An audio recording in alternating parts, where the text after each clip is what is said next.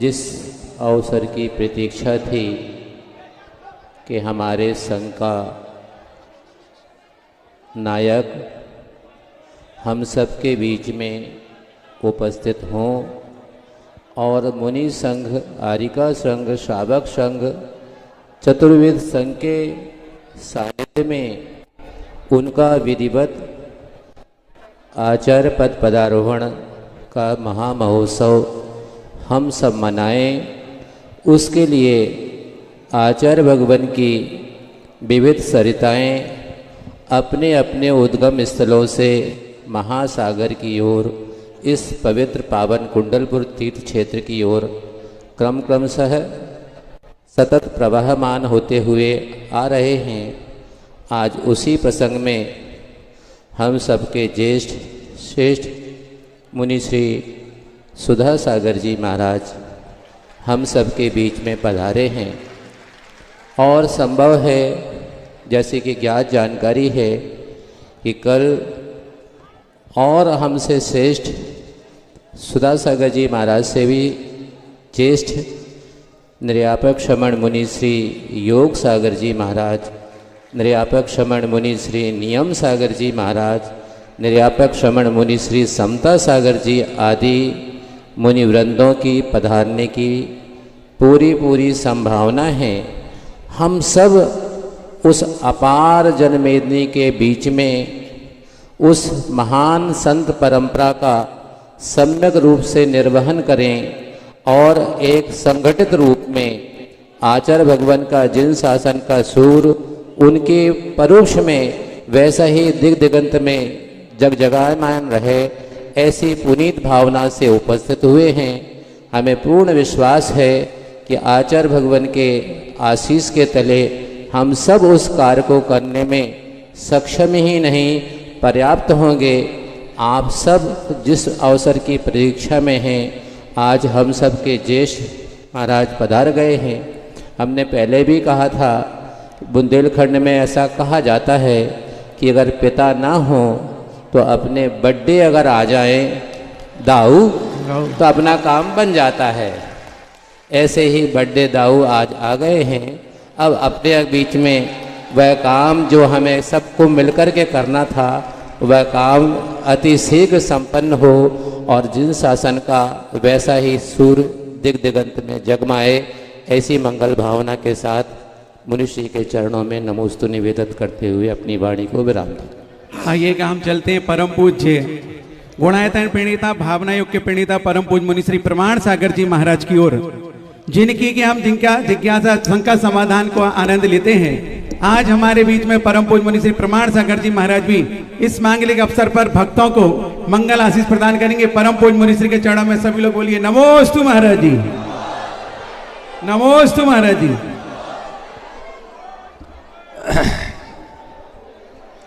ओ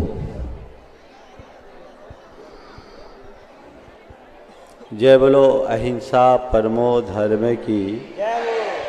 परम पूज्य आचार्य गुरुवर श्री विद्यासागर जी महाराज की। निर्यापक श्रमण श्री समय सागर जी महाराज, योग सागर जी महाराज, नियम सागर जी महाराज और यहाँ विद्यमान सुधा सागर जी महाराज की जय हो। और मंच में उपस्थित सभी मुनि वृंदों की जय हो। बोलिए परम पूज्य मुनि श्री प्रमाण सागर जी महाराज की। आज बड़ा अच्छा लग रहा है। अच्छा क्यों लग रहा है? यहाँ बैठने के बाद मेरे आंखों के सामने आज से 8 वर्ष पुराना एक दृश्य उभर रहा है, जब हम लोग परम पूज्य गुरुदेव की आज्ञा से ब्यावर में महाराज श्री से मिले थे। और जब ब्यावर में महाराज श्री से मिले थे, महाराज श्री ने हम लोगों के साथ बहुत आत्मीयता का भाव प्रदर्शित किया था। आज उसके उपरांत एक लंबे अंतराल में पूरे संत समुदाय के साथ इस कुंडलपुर श्री क्षेत्र में आज महाराज जी की आगवानी का सौभाग्य मिला है। ये बहुत प्रसन्नता का विषय। बात अंतर केवल एक देखता हूं, उस समय हम लोग आज्ञा से मिले थे। अब गुरुदेव की आज्ञा और उनके शासन को युग युगांतरों तक जीवंत बनाए रखने के लिए मिले हैं। हम सबको परम पूज्य गुरुदेव का जो सर्वोदयी शासन है उसे युग युगांतरों तक पूरे गौरव और गरिमा के साथ प्रतिष्ठापित करके रखना है। ये बात बड़ा सच है कि परम पूज्य गुरुदेव ने हम लोगों को जो मार्ग बताया, उस मार्ग को सर्वत्र फैलाने में महाराज जी का बहुत बड़ा योगदान रहा है। लेकिन पिता की उपस्थिति में किए गए काम सब पिता के नाम होते हैं, पर पिता के नाम को और पिता के काम को पिता के जाने के बाद जीवंत रखना सुपुत्र का काम होता है। अब हम सब की ये जिम्मेदारी है कि परम पूज्य गुरुदेव की उस विरासत को हम अक्षुण्ण बनाएं, उनके नाम को यावत चंद्र दिवाकरों अक्षुण्ण बना के रखे हम, क्योंकि वे एक कोई साधारण आचार्य नहीं, जिन शासन की महाविभूति थे, जो हम सबके पुण्य से न जाने कितनी शताब्दियों के बाद प्रकट हुए। और हमें तो लगता क्या है, मेरी पक्की धारणा और ये पूर्ण विश्वास है कि हम लोग गुरुदेव के इस शासन को पहले से और अधिक प्रगाढ़ और सबल बनाने में समर्थ होंगे। और इसमें भी हम सब कुछ नहीं, हम सब तो केवल निमित्त होंगे, आशीर्वाद ऊपर से उनका हम सब पर बरसेगा। आज महाराज जी यहाँ आए हैं, जैसा आप सबको पता है, कल मुनि श्री योग सागर जी महाराज, नियम सागर जी महाराज, समता सागर जी महाराज अन्य मुनि गणों के साथ यहाँ उपस्थित होंगे। आर्य का संघ भी यहाँ आने वाला है और अब तो धीरे धीरे और संघ आएंगे। मुझे लगता है कि बहुत जल्दी बड़े महाराज भी यहाँ आएंगे और हम लोगों की बड़ी बेसब्री से उनकी प्रतीक्षा है। हम सब एकत्रित हो बैठकर हम उन सब सूत्रों पर मंथन करें जो गुरुदेव ने समय समय पर हम सबके लिए दिया है, जो उनका चिंतन है और जो उनकी दिशा दृष्टि है, और मंथन करके कुछ ऐसा अमृत निकाले जिसका आचमन करके जिन शासन का प्रत्येक अनुयायी अजर अमर अविनाशी पद को प्राप्त कर सके और अपने जीवन को आगे बढ़ा सके। यही हम सबका प्रयास होगा। मैं महाराज श्री का पूरे संघ की ओर से हार्दिक हार्दिक अभिनंदन करता हूं इस पावन घड़ी में, और ये प्रार्थना करता हूं कि आज के इस प्रसंग में वे अपनी बात से सभी को अभिभूत करें। बोलिए मुनि निर्यापक मुनि श्री सुधा सागर जी महाराज की। परम पूज्य मुनि श्री निर्यापक श्रवण मुनि सुधा सागर जी महाराज अपना उद्बोधन प्रारंभ के इसके पूर्व हमारे अमित जी पड़ेरिया महाराज जी के चरणों में निवेदन करेंगे। आप मुनि संघ के चरणों में बारंबार, अभी हमारे ज्येष्ठ महाराज कह रहे हैं कि और महाराजों को बुलवा लो, अच्छा रहेगा। अमित भाई, जिन शासन की प्रभावना के दृश्य दिखा गए हैं, कि जिन शासन की प्रभावना के दृश्य दिखा गए हैं, आज तो भक्ति के भी मेघ छा गए हैं। और कुंडलपुर का नजारा आज कुछ अलग है, क्योंकि सुधा सागर जी आज अपने परिवार में आ गए हैं, क्योंकि सुधा सागर जी आज अपने परिवार में आ गए हैं। और जैसा कि आज निर्यापक श्रवण मुनिवर श्री अभय सागर जी ने एक शब्द से उद्घोषित किया कि संघ के बड्डे दाऊ, तो आज हम सारे लोग भी मुनि श्री सुधा सागर जी महाराज श्री के चरणों में नमन करते हुए बस यही आग्रह करेंगे कि अपने परिवार में आने के बाद क्या अनुभव होता है वो आज उनके शब्दों से हम सभी लोग सुनेंगे। इस आग्रह के साथ बारंबार नमोस्तु सहित निवेदन। नमोस्तु महाराज श्री।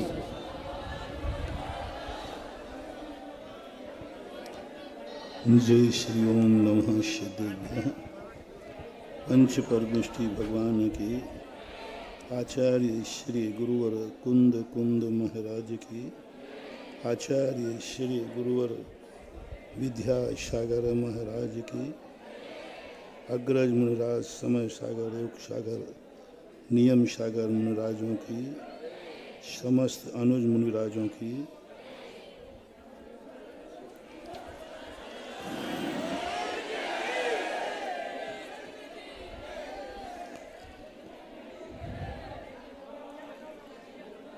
मुझे आंख बंद करता हूँ तो कुछ नया नहीं, सब पुराना दिखता है, क्योंकि यही स्थान जब उल्लास और हर्ष के साथ 2 साल पहले पूज्य गुरुदेव के चरणों की वंदना की थी,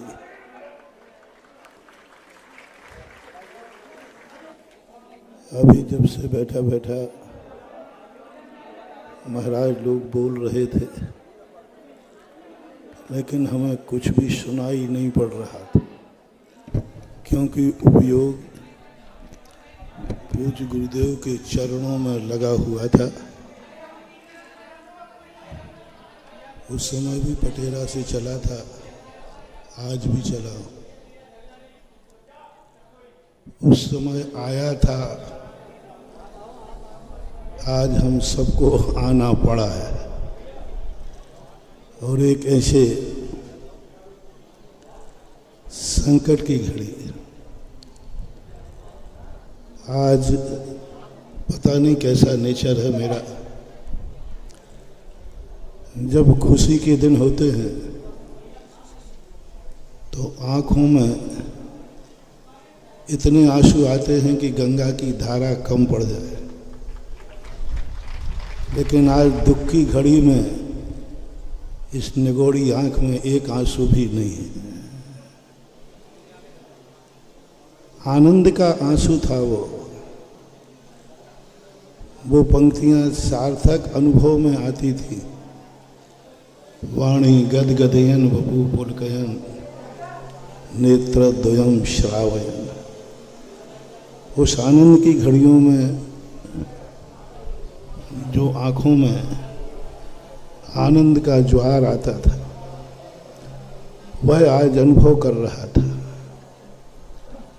वस्तु के अभाव में वस्तु का मोल अनमोल हो जाता है। और आज जिस संकट की घड़ी में हम सब मुनिराजों को, हमारे सब साधु संतों को, आर्यिकाओं को जिस अधर में छोड़ गए हैं पूज्य गुरुदेव,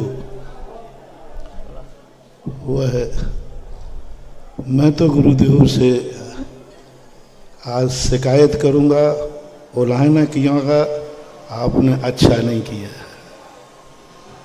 कि जिस रूप में हम लोगों को आप ऐसे अधर में छोड़ गए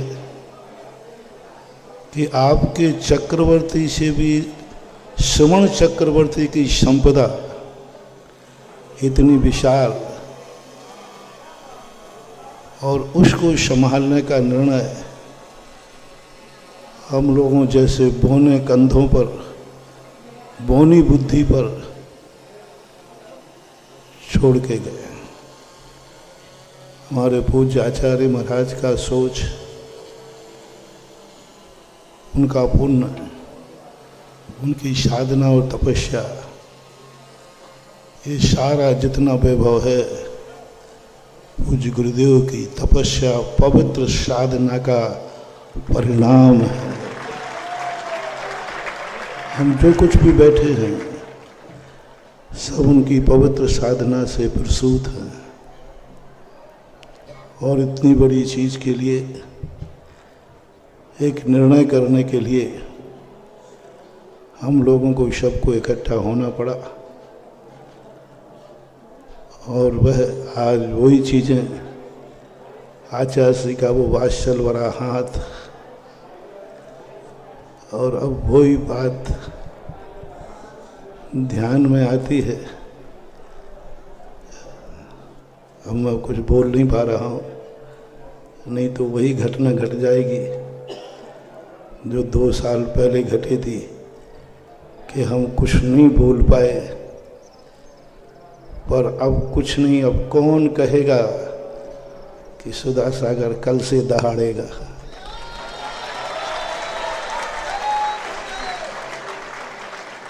कौन कहेगा वह आदेश, वो स्मृति आती है जो हमें संदेशा मिला था। प्रति जब भी समाचार पहुंचता था तो एक ही बात का पहुंचता था, वहाँ चले जाओ, वहाँ जाना है। लेकिन इस बार दिवाली पर मेरा संदेशा, मेरा पत्र आ ही नहीं पाया। उसके पहले आचार्य श्री ने जीवन में मैंने कभी इस रूप में आदेश नहीं सुना कि पूज्य गुरुदेव ने कहा कानपुर आ जाओ, पंचरण करो, फिर बताता हूँ।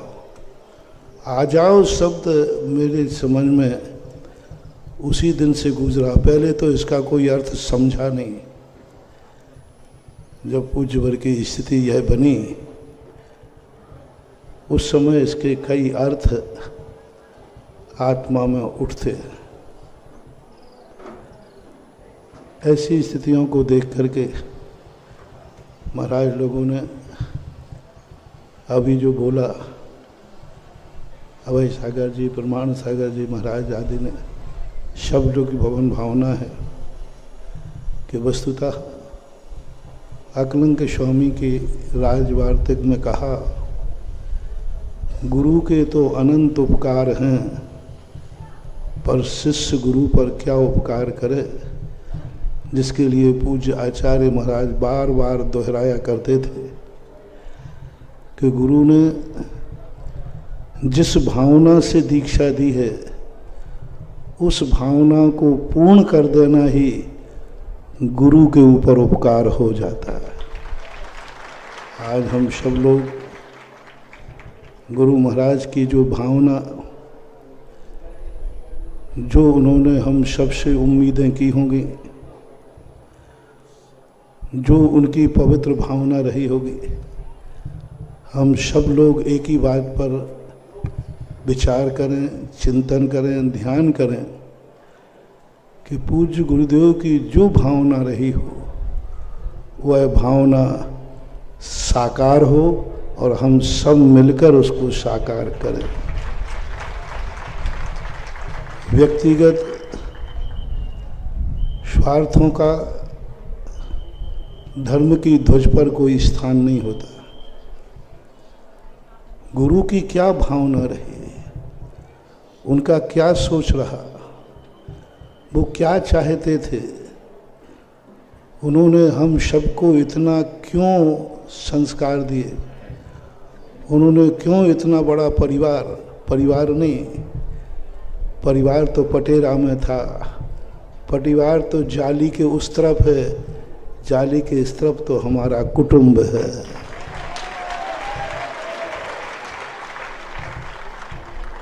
तो उन्होंने इतने बड़े कुटुंब को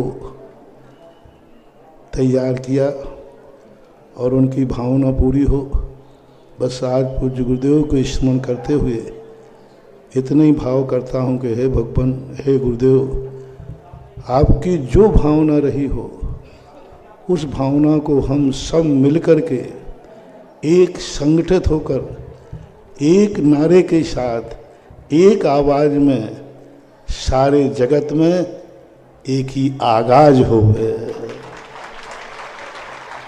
हमारे मत दो ना हो, हमारे मन दो ना हो, हम सबका मत और मन उन आचार्य महाराज की विशाल, इतनी बड़ा वैभव, इतना बड़ा विशाल संस्कृति का ध्वज, इतनी बड़ी श्रमण संस्कृति को उन्होंने जीवित किया है, पुनरुद्धारित किया है। जहाँ मुनियों के प्रति लोगों का अभाव रूप दृष्टि बन चुकी थी, पूज्य गुरुदेव ने मुनियों का सद्भाव ही नहीं, सारे जगत को चतुर्थकालीन कुंद कुंद स्वामी की मुनिचर्या पालन की और हम लोगों को कराए।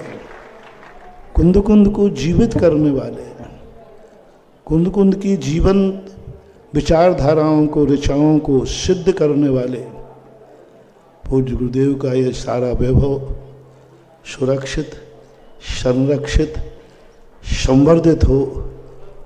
वो एक कोई भी चीज़ होती है बड़ी चीज़, किसी एक कंधे से नहीं, अनेक कंधे चाहिए। और ये 350 कंधे हैं लगभग, संख्या में आगे पीछे हो सकता है। 350 कंधे एक साथ मिलके उठाएंगे तो शायद उठा पाएंगे, यह अपने आशीर्वाद का परिणाम होगा गुरु के, क्योंकि उनका भार, उनका वजन एक कंधे लायक नहीं है। 350 कंधों का मन चाहिए, तन चाहिए और उनकी पवित्र भावना चाहिए। इतना ही आज कहकर ब्राह्म कहता हूँ। भविष्य अच्छा हो। सब अच्छा था और आज अच्छा है और कल भी अच्छा होगा। महावीर भगवान की